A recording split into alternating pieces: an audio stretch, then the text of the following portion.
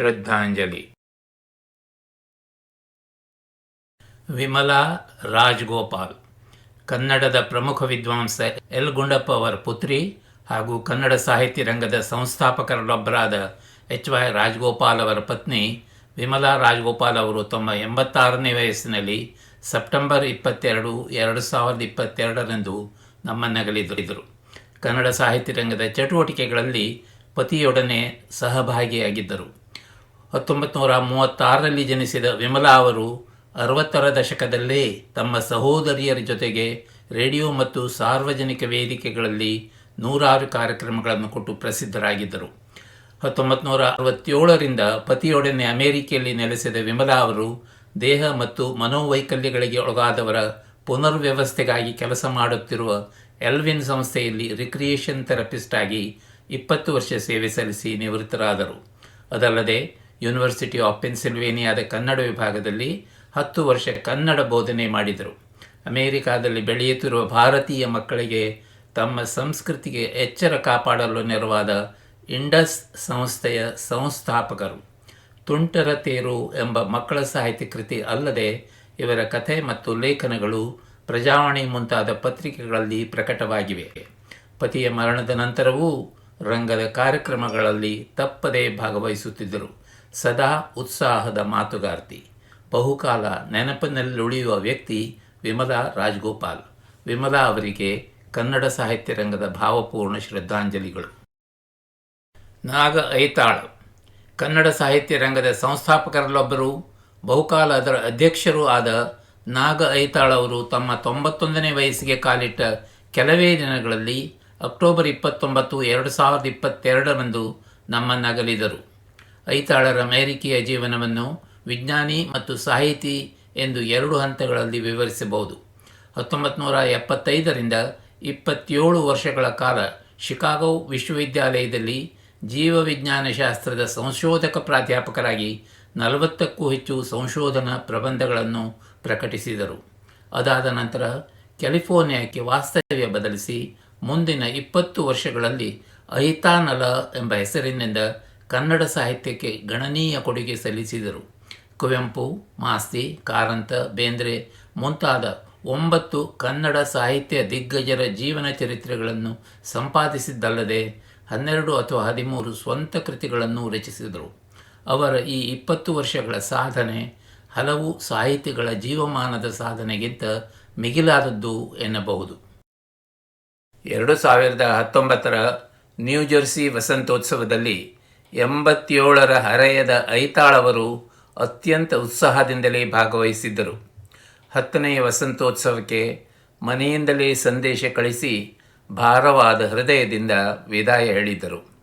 ದೈಹಿಕವಾಗಿ ಕ್ಷೀಣವಾಗುತ್ತಿದ್ದರೂ ಕೂಡ ಐತಾಳರು ಕೊನೆಯ ತನಕವೂ ಜೀವನೋತ್ಸಾಹ ಉಳಿಸಿಕೊಂಡಿದ್ದರು. ತಮ್ಮ ಜೀವನದ ಅರ್ಧಕ್ಕಿಂತ ಹೆಚ್ಚು ಕಾಲ ಅಮೆರಿಕೆಯಲ್ಲಿ ಕಳೆದಿದ್ದರೂ ತಾವು ಹುಟ್ಟಿ ಬೆಳೆದ ಕರಾವಳಿಯ ಜನಜೀವನ ಸಂಸ್ಕೃತಿಯನ್ನು ಅವರು ಎಂದೂ ಮರೆತಿರಲಿಲ್ಲ. ಐತಾಳರ ಆತ್ಮಕ್ಕೆ ಚಿರಶಾಂತಿ ಸಿಗಲಿ ಎಂದು ಪ್ರಾರ್ಥಿಸೋಣ. ಸಾರಾ ಅಬೂಬಕರ್ ಕಾಸರಗೋಡಿನ ಚಂದ್ರಗಿರಿ ತೀರದ ಗ್ರಾಮವೊಂದರಲ್ಲಿ ಜನಿಸಿದ ಕನ್ನಡದ ಪ್ರಖ್ಯಾತ ಲೇಖಕಿ ಸಾರಾ ಅಬೂಬಕರ್ ಅವರು ತಮ್ಮ 86ನೇ ವಯಸ್ಸಿನಲ್ಲಿ 2023ನೇ ಇಸ್ವಿ ಜನವರಿ 10ರಂದು ಮಂಗಳೂರಿನಲ್ಲಿ ನಿಧನರಾದರು. ಅಬೂಬಕರ್ ಬರೆಯಲು ಪ್ರಾರಂಭಿಸಿದ್ದು ವಯಸ್ಸು 40 ದಾಟಿದ ನಂತರ. ಅಂದಿನ ದಿನಗಳಲ್ಲಿ ಕೆಲವೇ ಮುಸ್ಲಿಂ ಮಹಿಳಾ ಲೇಖಕಿಯರಿದ್ದರು. ಅಬೂಬಕರ್ ಅವರ ಮೊದಲ ಕಾದಂಬರಿ ಚಂದ್ರಗಿರಿಯ ತೀರದಲ್ಲಿ 1984ರಲ್ಲಿ ಲಂಕೇಶ್ ಪತ್ರಿಕೆಯಲ್ಲಿ ಧಾರಾವಾಹಿಯಾಗಿ ಪ್ರಕಟಗೊಂಡಿತು. ಈ ಕಾದಂಬರಿಯಲ್ಲಿ ಹೊರಹೊಮ್ಮಿದ ವಾಸ್ತವಿಕ ಬದುಕಿನ ಚಿತ್ರಣ ಮತ್ತು ಧರ್ಮದ ಕಟ್ಟುಪಾಡುಗಳಲ್ಲಿ ಶೋಷಿತಗೊಂಡ ಮಹಿಳೆಯರ ಧ್ವನಿಗಳು ಅಸಂಖ್ಯಾತ ಓದುಗರ ಹೃದಯವನ್ನು ತಟ್ಟಿ ಈ ಕಾದಂಬರಿ ಎಲ್ಲೆಡೆಯಿಂದ ಮೆಚ್ಚುಗೆ ಪಡೆಯಿತು. ಅಬೂಬಕರ್ ಅವರು ಹೆಣ್ಣು ಮಕ್ಕಳಿಗೆ ಶಿಕ್ಷಣ ದೊರಕಬೇಕೆಂದು ನಿರಂತರವಾಗಿ ಪ್ರತಿಪಾದಿಸುತ್ತಿದ್ದರು. ತಲಾಖ್ ಸಂಪ್ರದಾಯ, ಮಕ್ಕಳಾದ ನಂತರದ ಅಸಹನೀಯ ಬದುಕು ಮುಂತಾದ ಸಹಧರ್ಮೀಯರ ಸಮಸ್ಯೆಗಳು ಅವರನ್ನು ಅಪಾರವಾಗಿ ಕಾಡುತ್ತಿದ್ದವು. ಚಂದ್ರಗಿರಿಯ ತೀರದಲ್ಲಿ ಅಲ್ಲದೆ ಅಬೂಬಕರ್ ಅವರು ಸಹನ, ವಜ್ರಗಳು, ಕದನ ವಿರಾಮ ಮುಂತಾದ ಹಲವು ಕಾದಂಬರಿಗಳನ್ನು, ಅರ್ಧರಾತ್ರಿಯಲ್ಲಿ ಹುಟ್ಟಿದ ಕೂಸು, ಖೆಡ್ಡ ಮುಂತಾದ ಸಣ್ಣ ಕಥೆಗಳ ಸಂಗ್ರಹಗಳನ್ನು ಪ್ರಕಟಿಸಿದ್ದಾರೆ. ಇದಲ್ಲದೆ ಅವರು ಕೆಲವು ಬಾನುಲಿ ನಾಟಕಗಳನ್ನು, ಅನುವಾದಿತ ಕೃತಿಗಳನ್ನು ಬರೆದಿದ್ದಾರೆ. ಅಬೂಬಕರ್ ಅವರಿಗೆ ಕರ್ನಾಟಕ ಸಾಹಿತ್ಯ ಅಕಾಡೆಮಿ ಪ್ರಶಸ್ತಿ, ನೃಪತುಂಗ ಪ್ರಶಸ್ತಿ, ಹಂಪಿ ವಿಶ್ವವಿದ್ಯಾನಿಲಯದ ನಾಡೋಜ ಪ್ರಶಸ್ತಿಗಳು ಸೇರಿದಂತೆ ಹಲವಾರು ಪ್ರಮುಖ ಪ್ರಶಸ್ತಿ ಗೌರವಗಳು ಸಂದಿವೆ. ಅಬೂಬಕರ್ ಅವರಿಗೆ ಕನ್ನಡ ಸಾಹಿತ್ಯ ರಂಗದ ಶ್ರದ್ಧಾಂಜಲಿಗಳು. ನಾಗಲಕ್ಷ್ಮಿ ಹರಿಹರೇಶ್ವರ ಅಮೆರಿಕದ ಪುಟ್ಟ ಮಕ್ಕಳಿಗೆ ಮೆಚ್ಚಿನ ಶಿಕ್ಷಕಿಯಾಗಿ, ಕವಯತ್ರಿಯಾಗಿ, ನಾಟಕಕಾರ್ತಿಯಾಗಿ ಅಮೆರಿಕದಲ್ಲಿ ಮಾತ್ರವಲ್ಲ ಮೈಸೂರು ಮತ್ತು ಬೆಂಗಳೂರಿನಲ್ಲಿ ಕನ್ನಡ ಸಾಹಿತ್ಯ ಕೃಷಿ ಮಾಡಿದ ನಾಗಲಕ್ಷ್ಮಿ ಹರಿಹರೇಶ್ವರ್ ಅವರು ಜನವರಿ 29, 2023ರಂದು ನಾರ್ತ್ ಕ್ಯಾರೋಲೈನಾದಲ್ಲಿ ನಿಧನರಾದರು. ಅವರು ಕೆಲವು ತಿಂಗಳುಗಳಿಂದ ತಮ್ಮ ಮಗಳೊಂದಿಗೆ ವಾಸವಾಗಿದ್ದರು. ಹರಿಹರೇಶ್ವರ ದಂಪತಿ ಸುಮಾರು 25 ವರ್ಷ ಕಾಲ ಅಮೆರಿಕೆಯಲ್ಲಿದ್ದು ನಿವೃತ್ತಿಯ ನಂತರ ಮೈಸೂರಿಗೆ ವಾಪಸ್ಸಾಗಿ ನೆಲೆಸಿದ್ದರು. ಕನ್ನಡದಲ್ಲಿ ಸ್ನಾತಕೋತ್ತರ ಪದವಿ ಪಡೆದಿರುವ ನಾಗಲಕ್ಷ್ಮಿಯವರು ನಾಟಕಕರ್ತೃ, ನಿರ್ದೇಶಕಿ ಮತ್ತು ನಟಿ, ಆಕಾಶವಾಣಿ ಕಲಾವಿದೆ, ನಾಟಕಶಾಸ್ತ್ರ ಅಧ್ಯಾಪಕಿ. ಕಿಶೋರಿ ಅವರ ಮೊದಲ ಕವನ ಸಂಕಲನ, ಭಾನುಮತಿ ಅವರ ಪ್ರಬಂಧಗಳ ಸಂಕಲನ, ಲಲಿತ ಪ್ರಬಂಧಗಳಾದ ಚಿಂತನೆಯ ಅಲೆಗಳು ಆಕಾಶವಾಣಿ ಚಿಂತನಾ ಕಾರ್ಯಕ್ರಮದಲ್ಲಿ ಪ್ರಸಾರವಾಗಿವೆ. ಕನ್ನಡ ಸಾಹಿತ್ಯ ರಂಗ ಹುಟ್ಟುವ ಹಲವು ವರ್ಷ ಮೊದಲೇ ಅಮೇರಿಕನ್ನಡ ಪತ್ರಿಕೆಯ ಮೂಲಕ ಅಮೇರಿಕೆಯಲ್ಲಿ ಕನ್ನಡ ಪ್ರಸಾರ ಮಾಡಿ ಇಲ್ಲಿಯ ಹಲವರನ್ನು ಕನ್ನಡದಲ್ಲಿ ಲೇಖನ ಬರೆಯಲು ಪ್ರೋತ್ಸಾಹಿಸಿದ ಹರಿಹರೇಶ್ವರ ದಂಪತಿಗಳ ಕಾರ್ಯ ಅತ್ಯಂತ ಶ್ಲಾಘನೀಯ. ನಾಗಲಕ್ಷ್ಮಿಯವರು ಅಮೆರಿಕೆಯ ಕನ್ನಡಿಗರ ಮಕ್ಕಳಿಗೆ ಇಂಗ್ಲಿಷ್ ಮೂಲಕ ಕನ್ನಡ ಕಲಿಸುವ ಕಾರ್ಯವನ್ನು ಹಲವಾರು ವರ್ಷ ನಡೆಸಿದ್ದಾರೆ. ಅಮೆರಿಕೆಯ ಹಲವು ಕನ್ನಡ ಸಂಘಗಳಿಂದ ಹಾಗೂ ಮೈಸೂರಿನ ಕನ್ನಡ ಸಂಘಗಳು, ರೋಟರಿ ಮತ್ತು ಇತರ ಸಾಮಾಜಿಕ ಸಂಸ್ಥೆಗಳಿಂದ ಪ್ರಶಸ್ತಿ ಪುರಸ್ಕೃತರಾಗಿದ್ದಾರೆ. ನಾಗಲಕ್ಷ್ಮಿಯವರ ಆತ್ಮಕ್ಕೆ ಶಾಂತಿ ಸಿಗಲಿ. ಕೆ.ವಿ. ತಿರುಮಲೇಶ್ ಕನ್ನಡದ ಬಹುಮುಖ್ಯ ಕವಿ ಮತ್ತು ವಿಮರ್ಶಕರಲ್ಲೊಬ್ಬರಾದ ಪ್ರೊಫೆಸರ್ ಕೆ.ವಿ. ತಿರುಮಲೇಶ್ ಅವರು ತಮ್ಮ 82ನೇ ವಯಸ್ಸಿನಲ್ಲಿ ಹೈದರಾಬಾದಿನಲ್ಲಿ ನಿಧನ ಹೊಂದಿದರು. ಹೈದರಾಬಾದಿನ central institute of English and foreign languages ಸಂಸ್ಥೆಯಲ್ಲಿ ಹಲವು ವರ್ಷ ಪ್ರಾಧ್ಯಾಪಕರಾಗಿ ನಿವೃತ್ತಿ ಹೊಂದಿದ್ದಾರೆ. ನಂತರ ಯಮನ್ ದೇಶದಲ್ಲಿ ಕೆಲಕಾಲ ಇಂಗ್ಲಿಷ್ ಅಧ್ಯಾಪನ ಮಾಡಿದ್ದಾರೆ. ಅಮೆರಿಕದ ಅಯೋವಾ ವಿಶ್ವವಿದ್ಯಾಲಯದಲ್ಲಿ ಕೂಡ ಕೆಲಕಾಲ ಸಂದರ್ಶಕ ಪ್ರಾಧ್ಯಾಪಕರಾಗಿದ್ದರು. ಪ್ರೊಫೆಸರ್ ತಿರುಮಲೇಶ್ ಅವರು ಕಾವ್ಯ, ಕತೆ, ಕಾದಂಬರಿ ಹೀಗೆ ಹಲವು ಸಾಹಿತ್ಯ ಪ್ರಕಾರಗಳಲ್ಲಿ ಕೊಡುಗೆ ಸಲ್ಲಿಸಿದ್ದಲ್ಲದೆ ಸಾಹಿತ್ಯ ವಿಮರ್ಶೆ ಮತ್ತು ಭಾಷಾವಿಜ್ಞಾನ ಕ್ಷೇತ್ರಗಳಲ್ಲಿಯೂ ಕೆಲಸ ಮಾಡಿದ್ದಾರೆ. ಇವರ 20ಕ್ಕೂ ಹೆಚ್ಚು ಪ್ರಕಟಿತ ಕೃತಿಗಳಲ್ಲಿ ಮುಖವಾಡಗಳು, ಒಠಾರ, ಅವಧ, ಪಾಪಿಯು ಎಂಬುದು ಮುಖ್ಯ ಕವನ ಸಂಕಲನಗಳು. ಆರೋಪ, ಮುಸುಗು ಇವರ ಕೆಲ ಕಾದಂಬರಿಗಳು. ಬೇಂದ್ರೆಯವರ ಕಾವ್ಯಶೈಲಿ, ನಮ್ಮ ಕನ್ನಡ, ಅಸ್ತಿತ್ವವಾದ ಇವು ಇವರ ಮುಖ್ಯ ವಿಮರ್ಶಾ ಕೃತಿಗಳು. ಇವಲ್ಲದೆ ಇವರು ಕೆಲವು ಅನುವಾದಿತ ಕೃತಿಗಳನ್ನು ಪ್ರಕಟಿಸಿದ್ದಾರೆ. ಕನ್ನಡ ಸಾಹಿತ್ಯ ರಂಗದ 6ನೇ ವಸಂತೋತ್ಸವದಲ್ಲಿ ತಿರುಮಲೇಶ್ ಅವರು ಮುಖ್ಯ ಅತಿಥಿಗಳಾಗಿ ಆಗಮಿಸಿ ಕನ್ನಡದ ಮುನ್ನಡೆ, ಸವಾಲುಗಳು ಮತ್ತು ಅವಕಾಶಗಳು ಕುರಿತು ವಿದ್ವತ್ಪೂರ್ಣ ಭಾಷಣವನ್ನಿತ್ತರು. ಇವರ ಅಕ್ಷಯ ಕಾವ್ಯ ಕೃತಿಗೆ ಕೇಂದ್ರ ಸಾಹಿತ್ಯ ಅಕಾಡೆಮಿ ಪ್ರಶಸ್ತಿ ದೊರಕಿದೆ. ಕರ್ನಾಟಕ ಸಾಹಿತ್ಯ ಅಕಾಡೆಮಿ ಗೌರವ ಪ್ರಶಸ್ತಿ, ನಿರಂಜನ ಪ್ರಶಸ್ತಿಯೂ ಸೇರಿದಂತೆ ಅನೇಕ ಪ್ರತಿಷ್ಠಿತ ಪ್ರಶಸ್ತಿಗಳು ಇವರಿಗೆ ಸಂದಿವೆ. ತಿರುಮಲೇಶ್ ಅವರಿಗೆ ರಂಗದ ಭಾವಪೂರ್ಣ ಶ್ರದ್ಧಾಂಜಲಿಗಳು.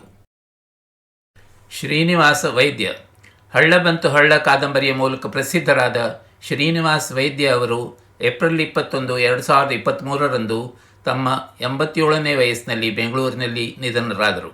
ಹಳ್ಳ ಬಂತು ಹಳ್ಳ ಕಾದಂಬರಿ 1853ರಿಂದ 1947ರವರೆಗಿನ ಒಂದು ಶತಮಾನದ ಅವಧಿಯಲ್ಲಿ ಉತ್ತರ ಕರ್ನಾಟಕದ ಒಂದು ಹಳ್ಳಿಯ ಸಾಮಾಜಿಕ ಮತ್ತು ರಾಜಕೀಯ ಕ್ರಾಂತಿಗಳ ಒಳನೋಟವನ್ನು ನೀಡುತ್ತದೆ.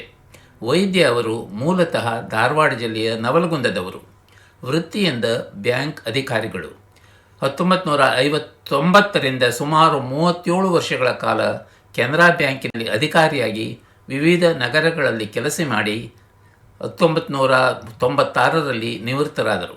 ನಂತರ 1997ರಲ್ಲಿ ಸಂವಾದ ಟ್ರಸ್ಟ್ ಎಂಬ ಸಂಸ್ಥೆಯನ್ನು ಸ್ಥಾಪಿಸಿ ನಾಡಿನ ಖ್ಯಾತ ಬರಹಗಾರರಿಂದ ಭಾಷಣ, ವಾಚನ, ಸಂವಾದ ಮುಂತಾದ ಕಾರ್ಯಕ್ರಮಗಳನ್ನು ಆಯೋಜಿಸುತ್ತಾ ಕ್ರಿಯಾಶೀಲರಾಗಿದ್ದರು. ಅವರ ಮೊದಲ ಪುಸ್ತಕ ಹಾಸ್ಯಲೇಖನಗಳ ಸಂಕಲನ ತಲೆಗೊಂದು ತರತರ 1994ರಲ್ಲಿ ಪ್ರಕಟವಾಯಿತು.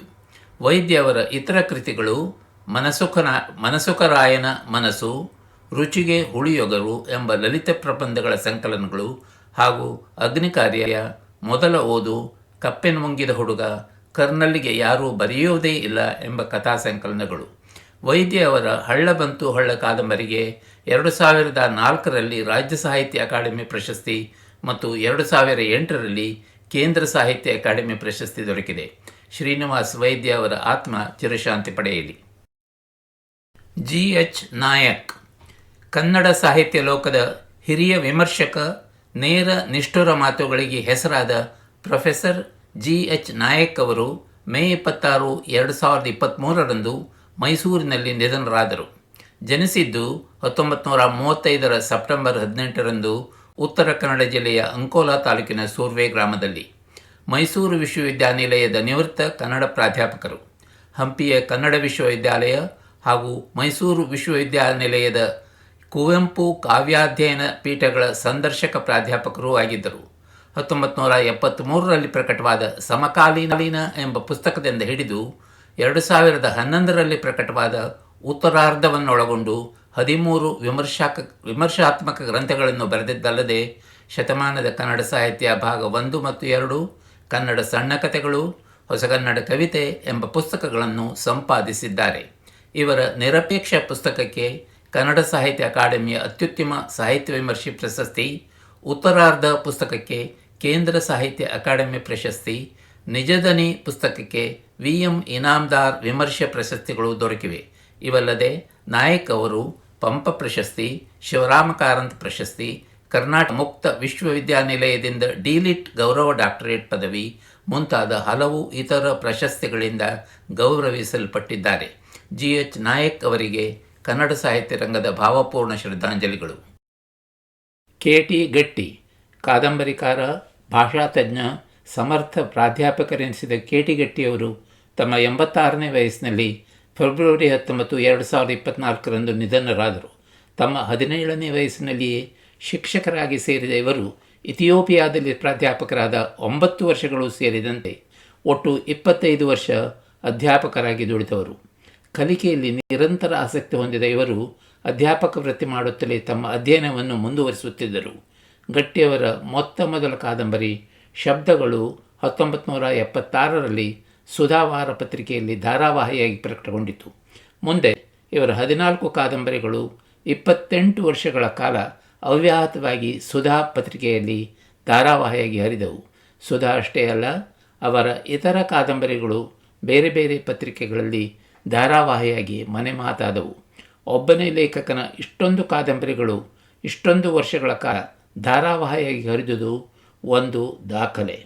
ಈವರೆಗೆ 48 ಕಾದಂಬರಿಗಳು, 5 ಕಥಾ ಸಂಕಲನಗಳು ಅಲ್ಲದೆ 40ಕ್ಕೂ ಹೆಚ್ಚು ಇತರ ಕೃತಿಗಳನ್ನು ಬರೆದು ಸಾಹಿತ್ಯ ಕ್ಷೇತ್ರವನ್ನು ಶ್ರೀಮಂತಗೊಳಿಸಿದ ಹೆಗ್ಗಳಿಕೆ ಇವರದು. ಕರ್ನಾಟಕ ಸಾಹಿತ್ಯ ಅಕಾಡೆಮಿ ಗೌರವ ಪ್ರಶಸ್ತಿ, ಕರ್ನಾಟಕ ರಾಜ್ಯೋತ್ಸವ ಪ್ರಶಸ್ತಿ ಸೇರಿದಂತೆ ಗಟ್ಟಿಯವರು ಇನ್ನೂ ಕೆಲವು ಪ್ರಶಸ್ತಿಗಳಿಗೆ ಭಾಜನರಾಗಿದ್ದಾರೆ. ಮೃತರ ಆತ್ಮಕ್ಕೆ ಶಾಂತಿ ಸಿಗಲಿ ಎಂದು ಪ್ರಾರ್ಥಿಸೋಣ. ಈ ಎಲ್ಲ ಮಹನೀಯರಿಗೂ ಮತ್ತೊಮ್ಮೆ ಕನ್ನಡ ಸಾಹಿತ್ಯ ರಂಗದ ಭಾವಪೂರ್ಣ ಶ್ರದ್ಧಾಂಜಲಿಗಳು.